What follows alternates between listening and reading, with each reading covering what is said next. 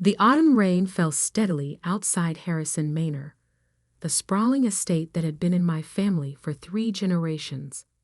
I sat in my father's study, watching droplets trace patterns down the leaded glass windows while my brothers, James and William, argued over who would get which piece of the family fortune. "The summer house in Martha's Vineyard is obviously mine," James declared, running his hand through his expertly styled hair. At 35, he was the eldest and had always assumed he'd inherit the lion's share. William, younger by 2 years, scoffed.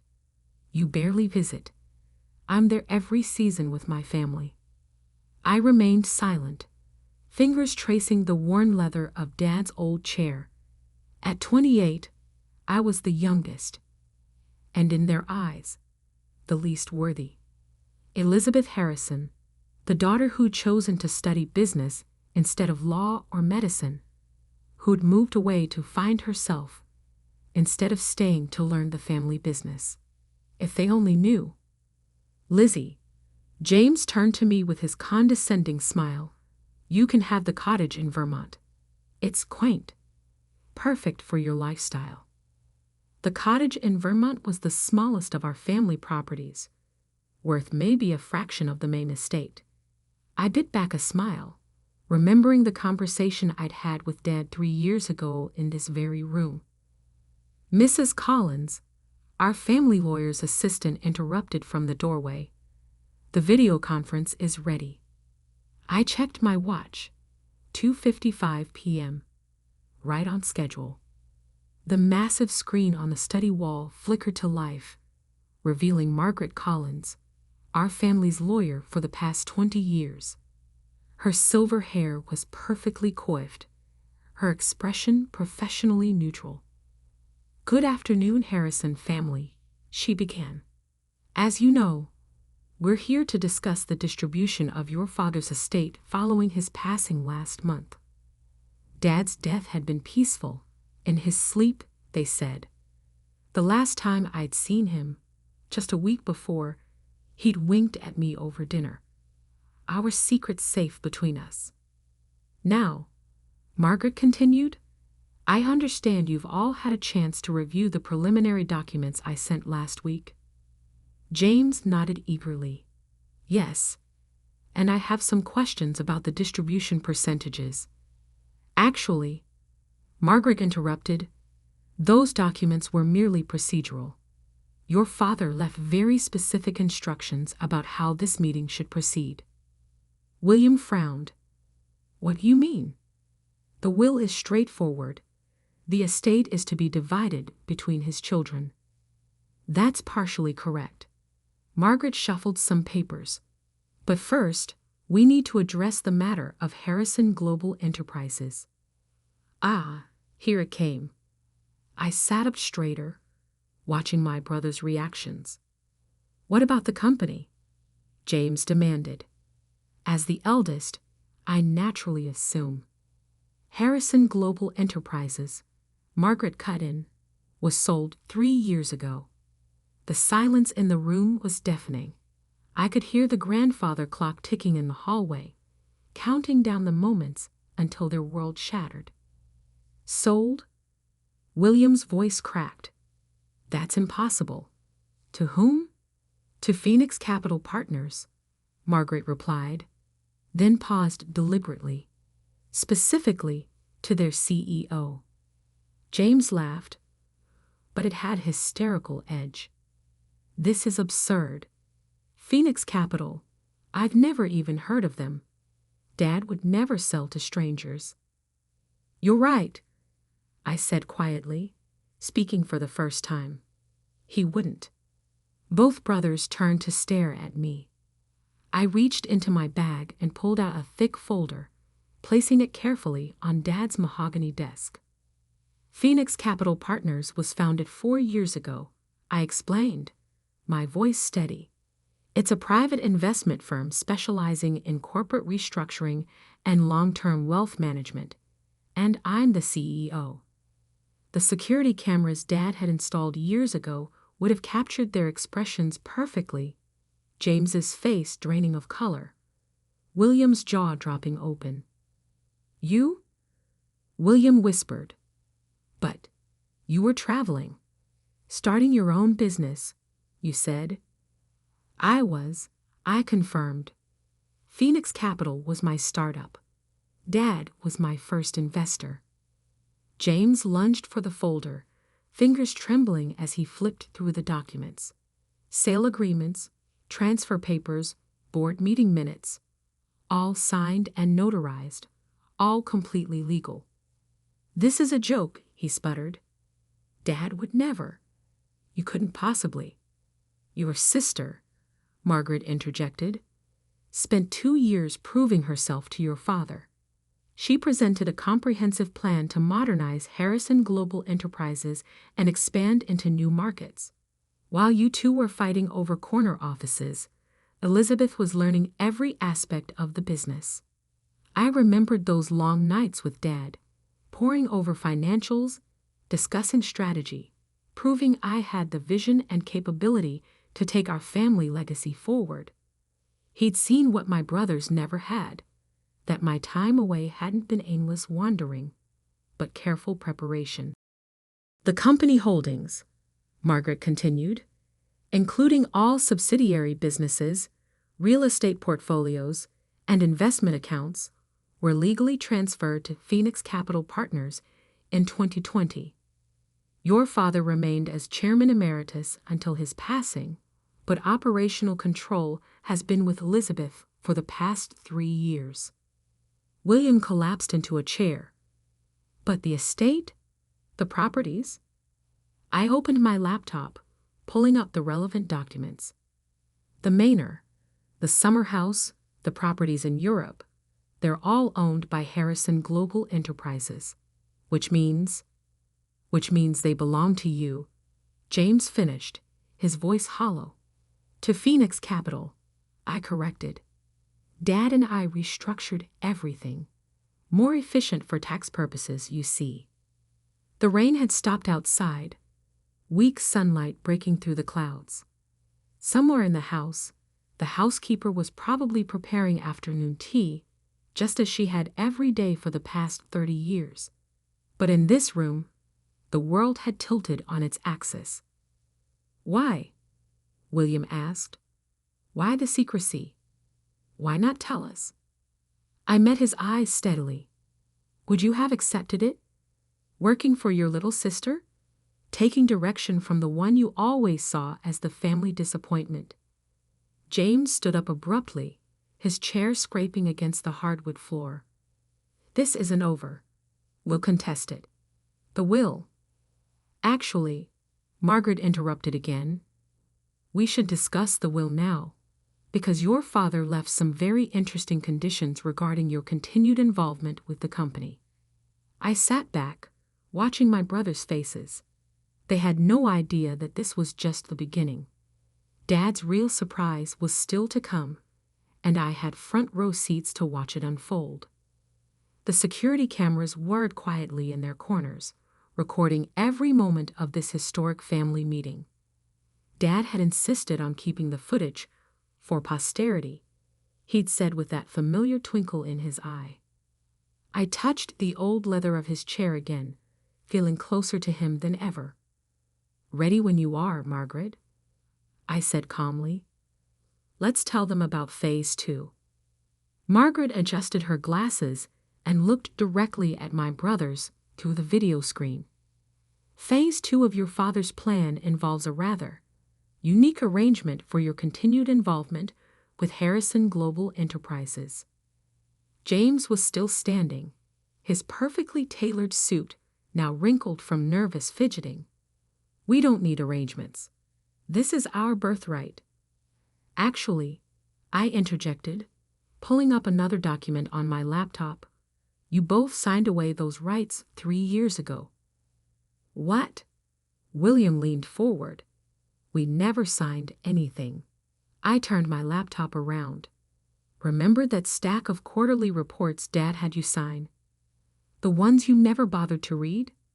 Page 394 of each report contained a gradual transfer of your voting rights and company shares to Phoenix Capital.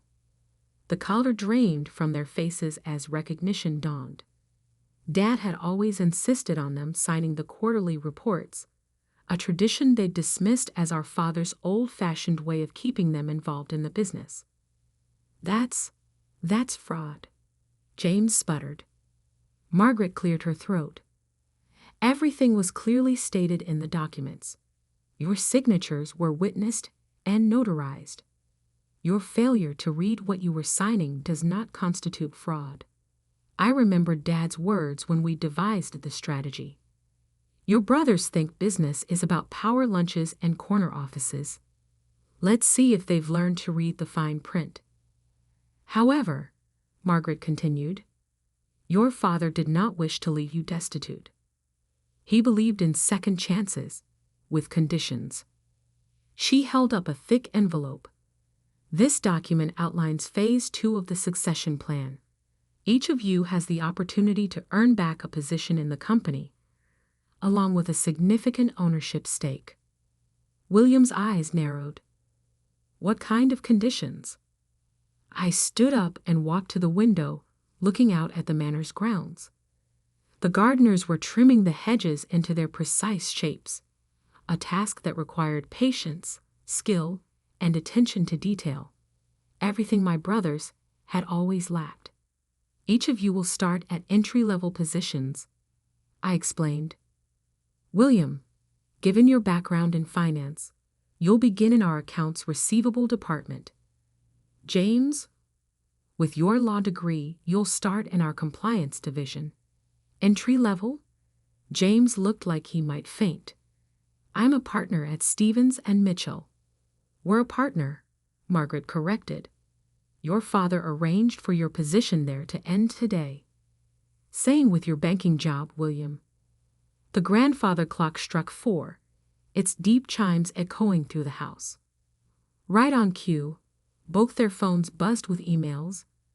Their resignations, effective immediately, drafted months ago by Dad's legal team. This is insane, William whispered. You can't just... I can, I said quietly, and I have. But unlike you two, I'm offering a genuine opportunity. Prove yourselves over the next 2 years, learn the business from the ground up, and you can earn back your places in the company. And if we refuse, James demanded. I smiled. Then you keep your trust funds, the ones that mature when you turn 65. Until then, you'll receive a modest monthly stipend, enough to live comfortably, but not extravagantly. The security cameras caught James's face, turning an interesting shade of purple. He just bought a new yacht, I recalled. Probably with credit, counting on his inheritance to cover it. There's more, Margaret added. Your father left personal letters for each of you. Elizabeth, would you? I opened Dad's desk drawer and pulled out 2 sealed envelopes. My brothers took them with trembling hands. As they read, I watched their expressions change. Dad had always known exactly what to say to each of us. I'd read my letter the day after he died. Words of pride, trust, and subtle guidance for the challenges ahead. William finished first, sinking deeper into his chair. James crumpled his letter, then smoothed it out again, as if unsure whether to preserve or destroy it. Dad knew, William said softly. About the insider trading. I nodded. And about the embezzlement at your bank. We have all the documentation. James's head snapped up.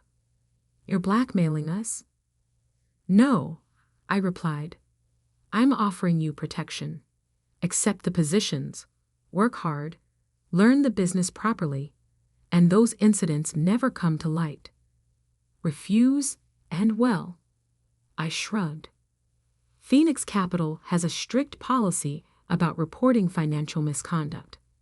The room fell silent except for the faint sound of the gardeners outside. I could almost hear Dad's voice. Power isn't about having the biggest stick, Lizzie. It's about knowing when and how to use it. How long? William asked. How long have you been planning this? I sat back in Dad's chair, feeling its familiar comfort. Remember when I left 6 years ago? You both laughed, said I was running away from responsibility. But I was learning. Harvard Business School, internships at top investment firms, building connections, creating Phoenix Capital from scratch. While we were, James trailed off. While you were coasting on the family name, I finished. Taking shortcuts, breaking laws when it suited you. Margaret cleared her throat. The employment contracts are ready for your review. You'll have 24 hours to decide. After that, the regulatory authorities will receive some very interesting documents. And if we prove ourselves, William asked, after 2 years? I opened another file on my laptop. Then you each receive 20% of the company's shares. I retain controlling interest, but you'll have real power, real responsibility. Earned, not inherited. Why? James's voice was barely a whisper. Why go through all this? Because Dad believed in legacy, I answered. Not just money and property, but values, ethics, real business acumen. He wanted his children to be worthy of the Harrison name, not just entitled to it. I stood up, gathering my things. You have 24 hours. The contracts are with Margaret. I suggest you read them carefully this time. As I walked toward the door, William called out, Where are you going? To the office. Unlike some people, I actually work for a living. I paused at the threshold. Oh, and James, call the yacht broker. You're going to need that money for rent. The security cameras recorded their stunned faces as I left. Outside, the sun had fully emerged, making the wet gardens glisten. I pulled out my phone and dialed a familiar number. Miss Harrison, my assistant answered. How did it go? Just as Dad predicted, I replied. Have the HR team ready tomorrow morning. I have a feeling we'll have 2 new entry-level employees to orient. And if they refuse? I smiled, thinking of the additional documents hidden in Dad's safe. They won't. Phase 3 will make sure of that. The real game was just beginning, and I had all the pieces in place. Dad had taught me well. Sometimes the best power play is the one your opponents never see coming until it's too late. Part 3. The next morning, Harrison Global Enterprises' Modern Glass headquarters buzzed with unusual energy. Word had spread quickly. The Harrison brothers were starting their first day of work, in entry-level positions. I watched from my top-floor office as James's Maserati pulled into the parking garage, followed by William's more modest BMW. They'd shown up. Phase 3 could begin. They're here, my assistant announced through the intercom. Human Resources is ready for their orientation. Had them sent up here first, I replied. Minutes later, my brothers entered, both looking uncomfortable in business casual attire instead of their usual bespoke suits. James had dark circles under his eyes, and William's usual confident stance was notably absent. Sit, I gestured to the chairs facing my desk. The wall of windows behind me offered a spectacular view of Boston's financial district, a reminder of the power they'd lost and could potentially regain. Before you start orientation, I began. There's something else you need to see. I pressed a button, and a hidden panel in the wall slid open, revealing a wall safe. Dad's private safe. William recognized it. But that was in his study. This is a replica, I explained, entering the combination. The original is still at the manor. but its contents were moved here last week. Inside was a single USB drive and another envelope. I'd inserted the drive into my laptop, and my father's face appeared on the large screen mounted on the wall. "My children," Dad's recorded image spoke, looking exactly as he had a week before his death. "If you're watching this, then everything has proceeded according to plan." James shifted in his seat. William leaned forward. "Elizabeth," Dad continued, "has proven herself beyond my highest expectations. But this was never just about finding a successor. It was about saving our family." The camera panned to show documents spread across his desk. "James, William, I know about everything. The insider trading, the embezzlement, the attempts to undermine your sister when she tried to introduce modern practices to our company." My brothers paled. There was more they hadn't told me clearly. "But I also remember you as children." William, who cried when his pet fish died and insisted on a proper funeral. James, who gave his allowance to a homeless man and tried to hide it from us. You weren't always driven by greed and entitlement. Dad's eyes seemed to stare directly at them through the screen. "That's why I agreed to Elizabeth's plan.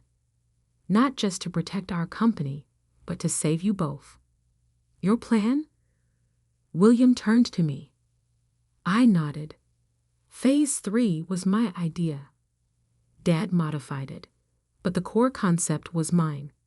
On screen, Dad held up a familiar document. "This is the real inheritance document. Elizabeth doesn't just control the company. She controls your futures. But not as a punishment, as an opportunity." He smiled sadly. "Your sister understands something you both forgot. True wealth isn't in bank accounts or property deeds. It's in the relationships we build, the trust we earn, and the legacy we leave." James wiped his eyes quickly. William stared at his hands. "So here's the final twist," Dad continued. "Elizabeth has full discretion over your employment conditions. She can modify them, accelerate them, or terminate them. But there's one condition even she can't change." I opened the envelope from the safe and spread out the contents. "Family dinner," I said quietly. "Every Sunday. Mandatory attendance. No business talk allowed.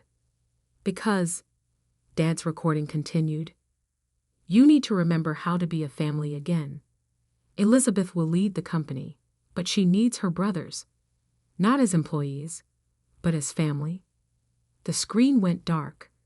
In the silence that followed, I could hear the faint hum of the office air conditioning and the distant sound of traffic below. "There's more," I said, pulling out final documents.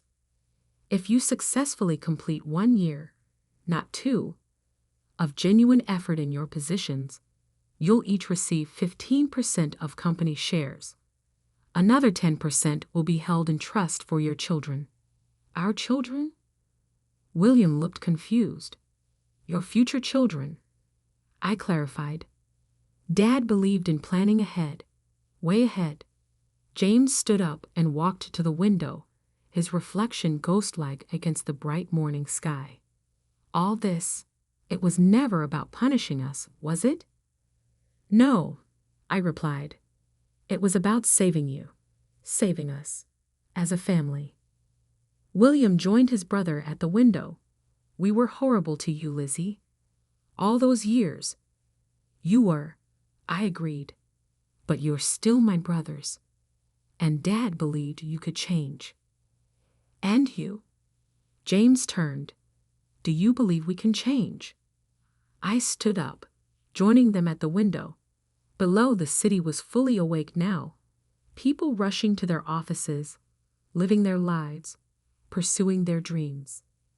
"I believe," I said carefully, "that this company needs more than just my vision. It needs your legal expertise, James, properly applied this time. And your financial acumen, William, used for growth, not personal gain. But first, I continued, we need to rebuild trust, starting with Sunday dinner. Where? William asked. The Manor? I smiled. My place. I make a mean lasagna. And I have pictures from my Harvard graduation that you never attended, plus evidence of all your childhood embarrassments that Dad secretly saved. James actually laughed, a real laugh, not his usual condescending chuckle. You're going to hold those over us forever, aren't you? Of course. I am a Harrison, after all. The next few months weren't easy. James struggled with taking orders from younger colleagues. William had to relearn basic accounting practices he'd skipped over in his rush to the top. But slowly, things began to change. Sunday dinners became a genuine time for reconnection. Between mouthfuls of lasagna and embarrassing childhood stories, we rediscovered what it meant to be siblings, not just business rivals. 6 months in, I called them both to my office again. They entered cautiously, but with more confidence than that first day. The board is impressed with your progress, I began, especially the ethics committee. Is this about the shares? William asked. It hasn't been a year yet. No, I smiled. This is about phase 4. There's a phase 4? James groaned. Dad's reaching from beyond the grave again. I laughed. Actually, phase 4 is mine. How would you both feel about joining me in a new venture? Something separate from Harrison Global, but complementary. A chance to build something together as equals. Their faces showed surprise, then interest. We spent the next 3 hours discussing possibilities, arguing good-naturedly about business models and market strategies. It felt right. 1 year to the day after that first inheritance meeting, we gathered in Dad's old study. The security cameras were still there, silent witnesses to our family's transformation. I have something to show you, I said, pulling up the footage from that dramatic first meeting. We watched our past selves, barely recognizing the entitled, angry men and the defensive, prepared woman we'd been. We were such idiots, William mused. Were? James quipped, earning a playful punch from our brother. I looked at them, really looked at them. James had lost the arrogant edge to his smile. William's eyes had regained the kindness I remembered from our childhood, and I had gained something too, brothers I could trust, not just with business, but with my life. Dad would be proud, I said softly, of all of us. The security cameras whirred quietly, recording this moment too. But we didn't need recordings anymore to remember who we were or what we meant to each other. We were Harrisons, not just in name or inheritance, but in spirit. And that, as Dad had known all along, was worth more than any estate.